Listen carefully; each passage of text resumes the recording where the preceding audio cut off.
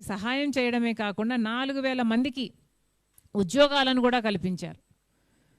ఈ రోజు వరకు కూడా భూములు ఇచ్చిన వాళ్ళు 7500 మంది ఆ కుటుంబాలు ఉద్యోగాలు కావాలి అని మాకు ఇంకా ఆ రోజు ఇచ్చిన మాట ఈ రోజు వరకు కూడా నెరవేరలేదు అని ఈ రోజుకు కూడా వాపోతుంటే వాళ్ళకు ఉద్యోగాలు ఇవ్వాల్సింది పోనిచ్చి వాళ్ళకు భరోసా కలిగించాల్సింది పోనిచ్చి ఉన్న వాళ్ళకు కూడా భద్రత లేకుండా ఈరోజు చేస్తున్నారు మోడీ గారు నాయకులు అందరూ కలిపి. ఇది ఎక్కడి న్యాయం అని అడుగుతున్నాం.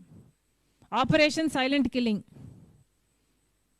ఇదే ఈ ఆపరేషన్కి పేరు.